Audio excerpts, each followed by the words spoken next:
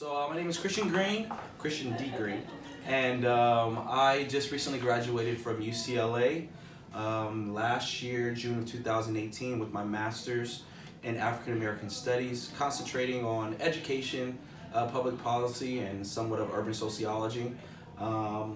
I graduated in 2016 from UCLA as well with a BA in sociology and a minor in African American Studies.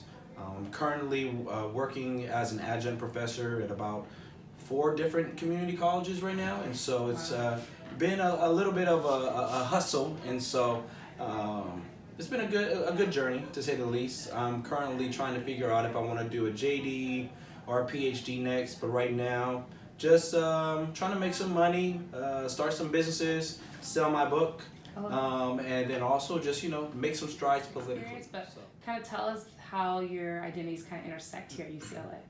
Definitely. So I came here, I think I was 27 when I transferred here. And so I came here thinking like, ooh, I'm too old. I don't know if I want to fit in. But I'm low-key a kid at heart. So I was like, okay, I think I can handle this. And so I went back to school, transferred down here to Mount San Antonio College, Mount SAC, when I was 26. I was going to 4 to 5 different community colleges when I was up north in Sacramento while working full time. And so for me as a foster youth or a former foster youth, with neither parents in my life to really help, I had to work full time. And essentially that's what I was doing in my early 20s. So from 21 to about 25, 26 is when I was just working full time, 40 to 50 hours a week, while also going to school part time. I've always thought about going to UCLA. It's always been my dream school. And as you know, as a foster youth, it's very limited. We have limited resources. We have limited support systems. We have to work in order to maintain just a regular lifestyle, right? And so I lost my grandmother, who was my mom, at 15, my sophomore year. I wasn't thinking about no college. I was trying to figure out how do I deal with this trauma? How do I deal with this devastation of a blow to my mindset, my heart, my ego? I had family there. I had my biological family, but they wasn't really there. My mom was never in my life. My dad was never in my life. But I had a strong support system through my church family. And so that's what really kept me afloat. But I was still hurting on the inside. Especially as Black people and people of color, we deal with a lot of trauma. So how do I overcome that in order to get where I'm at? So I'm gonna go a little deep here. You did mention that your grandmother, who's like a mom, passed away when you were 15. Yeah. What was your experience like being that young and dealing with those traumas, still going through high school, and kind of figuring out where you are now and claiming this term foster youth? You know what I mean? Can you talk about that? Yeah, so kind of like what I deal with in my book in regards to dealing with legal custody. A lot of people don't understand that legal custody is a form of foster care. And so that's what I wanted to highlight in this book, but also just talk about how my grandmother really, really played that mother role, not just to myself, but to my cousins, my brother, my sisters, and you ever seen Soul Food, the movie? She was Big Mama of Soul Food. And so for her, she played a huge role. She grabbed me. She took me from custody from 2 days old until 15 and a half. And that's a long time to be with someone, to really be nurtured and cared for and loved on. You grow with that individual. You learn that, for me, that was my mom. And so that's all I knew. Denise Carter was there. That was my mom's name, but I never met her. She passed away. I didn't really know too many stories until later on in life because they were trying to guard me from all these secrets. But, my grandmother raised me. She's from New Orleans, her and her husband, Herbert, and he's from LA.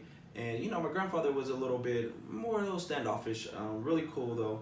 Really took care of us. But my grandmother really played that role. She I don't want to say spoiled me, but also babied me. She understood what was going on, the dynamic of my world. And I wish I could ask her about this now, but at 15 and a half, I'm not thinking about that stuff. I'm just trying to figure out how to navigate life.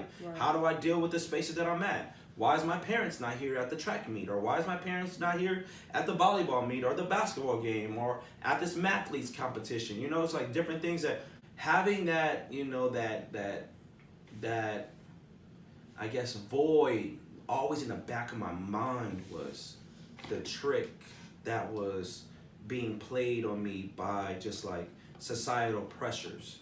Oh, you need to be here when you're really there, and you should be already up here when you're not even at that level just yet, mentally and physically and spiritually. Right. And so my grandmother played a huge role in my life. I do think that my grandmother and my grandfather did the best that they could at the time that I was with them. Absolutely. I call the former foster youth here at UCLA like a hidden group, because it's not an identity that you can just explicitly share or wear a t-shirt and share. You know what I mean? Because it's an umbrella term. Yeah. But to be a Black former foster youth, what does that mean here at UCLA? Yeah. Like, we already have a problem not having enough representation of Black people. Yeah. What about now carrying the role of like Black and your former foster youth? Yeah. You know? Yeah. I do believe, like, I like the term you said, hidden identity. It is an identity that is hidden unless you like put it on the application. Are you wearing the Bruin Guardian Scholar shirt, or you're at the Bruin Guardian's office. I kind of equate it to first generation in a way. That's kind of a hidden identity as well that we don't really talk about. Thank God for the Bruin Guardian Scholars Program, for Brianna and Jessica. And then for when I transferred in, it was Terry L. Cox, rest in peace. I was able to like connect with them at that level. But for myself, as a non-traditional student, I didn't hide it. I let them know, like, I was raised by my grandparents, this is what it was, and blah, blah. Especially because there's a lot of money out there and a lot of resources that we do not know about that is hidden.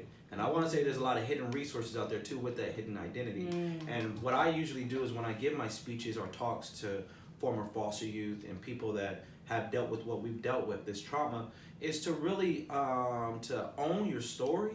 And that by you owning your story and understanding who you are through that lived experience, it's going to allow you to open up to receive the support around, but also not to be ashamed of asking for the different resources available. And as everyone to not look down upon this identity. It's hidden, so what? But how do we get it unhidden? And this is something that we have to do by sharing these stories, telling people to owning our own identity, our own history. Like, I deal with Cardi. Let me see. How long does this interview need to be?